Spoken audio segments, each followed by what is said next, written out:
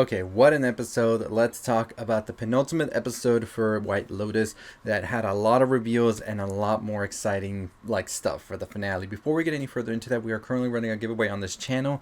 All you have to do is number one, be subscribed and comment below your favorite movie of the year in 2022. So all you have to do is be subscribed and comment below your favorite movie of 2022. On December 25th, we will have a giveaway on a live, so stay tuned for that by hitting the notification bell. But let's talk about this ultimately the last episode before the last episode, if that makes any sense.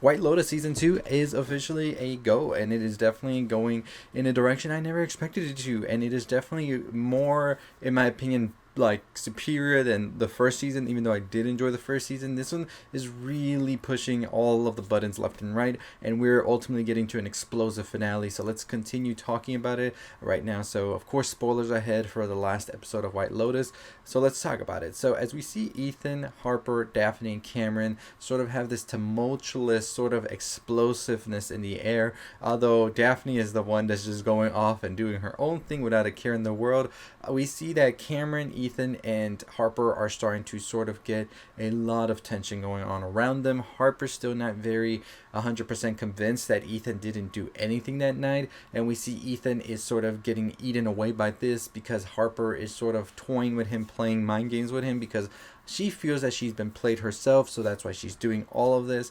Cameron has still not paid Lucia and Mia, so of course that's causing some problems there for him. But in this episode, we see that start to trickle down onto Ethan as the two go to ask for their money, and it seems that they are not going to get paid. So we have all of that brewing right there. And speaking of Lucia, we do see that Alessio has somehow being more of an ominous, is sort of becoming a more prominent threat as we see him sort of following Lucia around. We see that Albie and his father and grandfather go to try and find their family, extended family, out into the outer parts of the hotel, and they have to take a translator. Albie says, "I found a translator," and lo and behold, it is Lucia who goes with them, and it quickly turns sour, however, not just because the dad is kind of like, "Why are you bringing this girl around?" Because of course deep down he can't tell Albie I hooked up with her, but because he's just pretty much like, yeah, this is going to be so awkward. But on the other side of things, you have now Alessio, who is following Lucia around as well, and it all becomes very much more clear as well to Albie, his father, and his grandfather that there's some danger going on here. Albie ultimately lets Lucia go with Alessio, as she says she has to calm him down and all of that, and for them to just go meet their family. That doesn't turn out so good either, because we see that the family isn't too keen on meeting them, and we see the grandfather sort of feel defeated. And I think this is definitely a good way to see how it sort of was more about an ego thing than anything, because they didn't really come prepared or anything to meet the family. It was more like they were trying to stroke this homecoming feel of this grand man or something like that. So it definitely didn't go his way like that. So we also have Tanya and Portia, who, as I said in the previous video I did talking about what could be coming for them, is that they are definitely in some sort of danger of sorts, especially Tanya. I think Portia is being kept away from Tanya, as we already saw from this episode as well. And I mentioned in the previous episode that Jack is sort of this person to guard her and sort of be the wall from Tanya, as the other ones who are trying to get at Tanya are really trying to get at her. And I think this episode has 100% proved that, as we see that Tanya is sort of isolated from Portia, where Jack takes Portia out of the Palacio and takes her around the city and all of this, and says we can go to the party later on. And Portia keeps asking about the party, and he's like, later, and eventually he gets so drunk that he's like, well, I can't drive in anything, let's just get a hotel room and stay here. And so Portia is being isolated from Tanya, but the question was why? What is going on here? Well, Tanya actually has this date that has been set up by Quentin for the night, and it is this guy who he says might have some ties to something, but he doesn't really want to explain what it is. And we see that they are sort of being set up to get together and sleep together, making her do all sorts of things that she doesn't really feel keen on doing, but she's like, well, I'm in Italy, let's do it. And she does, and eventually we see her hooking up with this guy in the hotel room, well, the Palacio, not the hotel room. And we see that there is something in the vast corner, and it's a quick, like, if you don't see it, you'll miss it, but you go back to it, you'll see there's like a red dot, like, blinking, and it probably is a camera, as we're all expecting. But why would this be there, right? So we see that Tanya, when she's in the room, looks at a young Greg, it seems, in the photo with Quentin. So could this be the lover that Quentin was talking about in the previous episode? And this all is an elusive sort of like plan from Greg from the beginning to take Tanya's money if he catches her cheating and everything. And maybe there's something in the prenup that says this as well, and that's why it's all being recorded as well. We do remember in the first episode when Greg saw that Tanya came with Portia, he was kind of a little bit like, why did you bring her? She should be out of sight, out of, like, he was just nervous about this whole thing. So it definitely is very interesting now that this is all happening and Tanya's realizing all of this as well. But at the same time, since she's been taking all of these substances, she might not be thinking in the right mind, of course. We also hear that Jack sort of starts to spill the beans on what's going on to Portia as he got a little bit more drunk.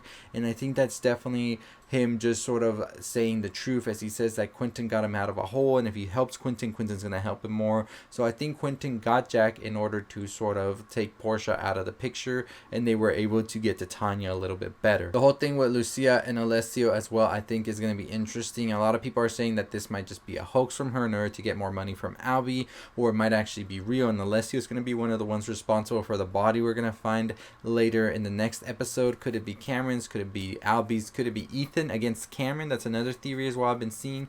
Does Ethan ultimately get so jealous of Cameron that he ends up killing him? Because we saw in this episode that Ethan got jealous when he went to go for a swim, and then Harper and Cameron were missing and supposedly went to the room to get separate things, but then Harper had the door locked for some reason, which didn't make sense because she was just getting a hat. Could they be hooking up? We've already seen that there's been some stares, some looks from one another, some touches here and there, but we don't know exactly where Harper's feelings really are towards Cameron. It seems she's sort of disgusted by him, but who knows, maybe she feels she has to get back at Ethan in some way, as Daphne even told her at a point how she gets back at Cameron. And we kind of feel like Daphne's kids are the trainer, not really Cameron's kids. So we'll see what happens with that. But overall, this episode was great. Like I said, it finishes off by letting us know that there's something gonna happen at this party, because it seems like it's a setup of sorts. Portia's starting to sort of get the feeling as well, and Tanya didn't tell Portia about Jack either, so that might just be her own demise as well. But I think Tanya telling that to Portia helped her put the pieces together, because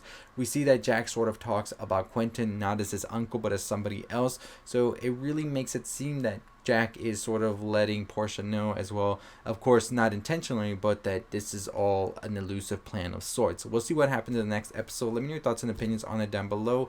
Do you think Greg is behind all of this? Is it because he wants all of the money from Tanya in order to give to Quentin as well, who is losing the Palacio, as Jack said to Portia in the hotel room? And also, what is going to happen with Harper, Ethan, and Cameron, as we see this is reaching boiling points? I mean, Ethan, this last episode, especially in the finale, he just looked insane, like he was going to lose it and all of that. So I'm pretty sure the next episode's going to be explosive. We'll see what happens with that. So let me know your thoughts and opinions down below. But as always, like I said, we are running a giveaway right now. All you have to do is be subscribed to the channel, comment below your favorite movie of 2022 down below, and make sure you hit that notification bell. That way you know when we do the live on December 25th, where we'll announce the winner of the December giveaway, which will be a good prize. Just wait, next week I'll announce what it is. So very excited to do this, and make sure you follow us on all the other social medias, where we talk about all the things you love as well, and some other stuff on there that we might not get to here on the YouTube channel. So make sure you follow us, all listed here: Twitter, TikTok, Instagram, all that good stuff. But as always, that's going to do it for me. We're on the road to 30,000 subscribers. We just hit 25,000 not too long ago, so hopefully we'll get to that by the end of the year. That's our goal. But as always, I'll see all of you next time. Stay safe, stay positive.